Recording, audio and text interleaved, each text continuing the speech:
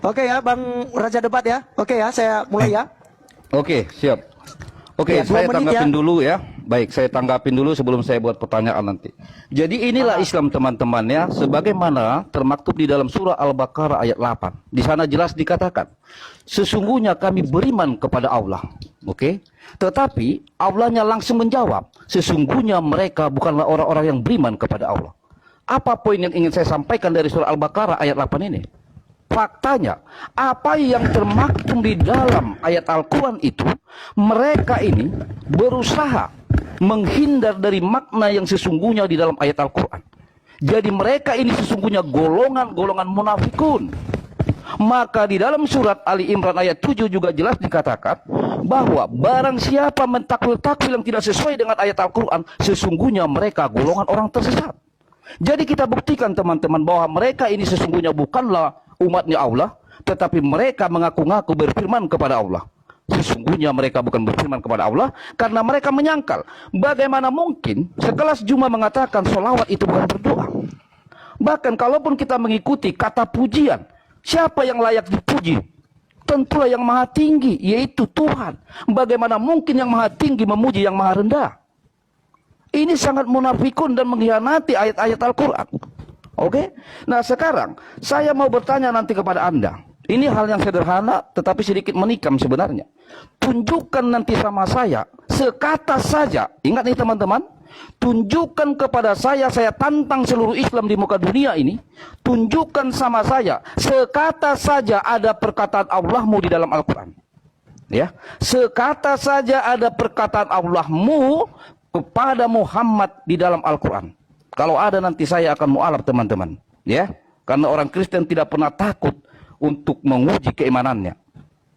Itu pertanyaan saya, nanti tolong kamu jawab. Dan kalau masalah tentang sholawat, itu sudah jelas Allahmu berdoa kepada Muhammad. Oke. Bagaimana data saya sudah tunjukkan. Terima kasih. Oke, habis waktu. Cuma saya kasih waktu buat Anda untuk ini ya. Untuk menjawab 5 menit. Nanti demikian juga selanjutnya. Oke, baik. Saya besarkan Anda. Oke. Jadi Al-Qur'anul Karim yang Anda Pakai data. ya, dengarkan aja. Terjemahan kutunjukkan Al-Qur'an juga nggak bisa kamu.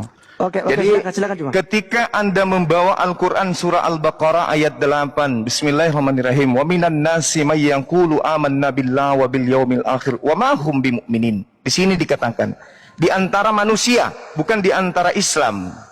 Di antara manusia ada yang berkata kami beriman kepada Allah dan hari akhir. Padahal sesungguhnya mereka itu bukan orang-orang beriman. Ya kalianlah itu. Bawa-bawa nama Allah di dalam Bible tapi kalian tidak beriman kepada Allah. Bawa-bawa nama Yesus tapi kalian tidak beriman kepada Yesus. Yang kalian imani itu ajaran Roma, Yunani. Oke? Itulah kalian yang kena. Jadi kalau bahas Al-Quran itu jangan cuma modal terjemah. Kembali kepada tema kita. Rasulullah Muhammad sallallahu alaihi wasallam itu dijamin surga oleh Allah. Surga sudah dijamin oleh Allah kepada beliau, jadi tidak perlu kemudian lagi dia didoakan. Kami bersalawat untuk kembali kepada kami. Barang siapa bersalawat kepadaku, maka Allah akan mengangkat derajatnya. Itu untuk kami. Makanya kami bersalawat. Inna fatahna laka fatahna mubina. Sungguh kami telah memberikan kepadamu kemenangan yang nyata. Pada siapa ini? Baginda Rasul Muhammad sallallahu alaihi wasallam dan kaumnya. Itu yang perlu Anda pahami dengan baik. Lalu Allah Subhanahu wa taala mengatakan apa kepada baginda Rasul Muhammad sallallahu alaihi wasallam? Beliau dijamin surga. Beliau diberikan telaga. Beliau kemudian tak ada manusia di atas muka bumi ini yang akan masuk surga sebelum beliau. Jadi tak ada dalil yang Anda bisa jadikan rujukan untuk menghujat Rasulullah dengan mengatakan bahwa beliau itu didoakan, diselawatkan. Oke, paham ya? Nah, sekarang kalau kita memahami, kalau saudara-saudara memahami, di dalam kitab saudara itulah justru bertaburan doa untuk Yesus. Yang paling sadisnya itu di dalam kitab saudara, Matius 21 nomor 9. Hosana bagi anak Daud. Hosana ini apa artinya? Hosana ini dalam bahasa Ibrani yang diambil kemudian dari kata Yasa Anna. Artinya apa? Keselamatan. Memohon keselamatan atasnya. Oke?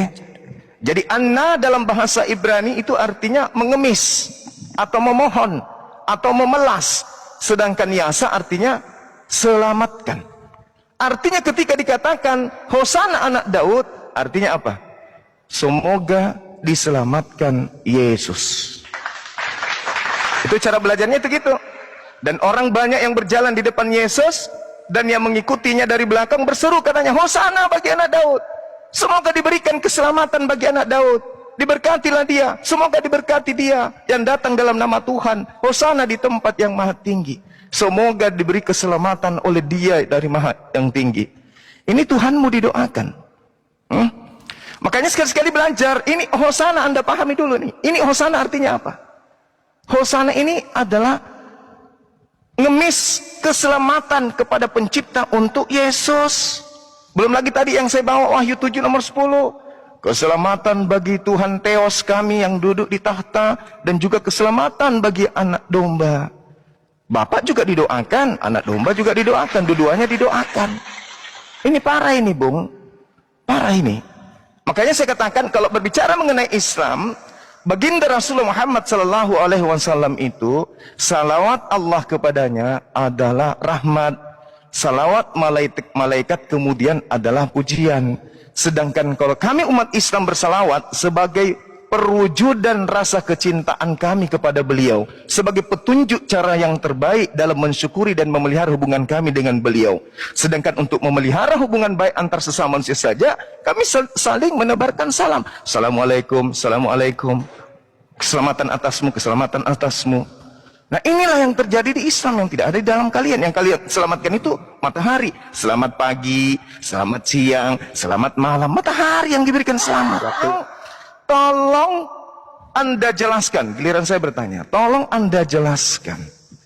Kalau Yesus itu Anda katakan Tuhan, kenapa dia masih didoakan? Satu, dan kenapa dia masih berdoa? Kenapa dia berdoa kalau dia Tuhan? Nabi Muhammad didoakan menurut kalian, dia manusia.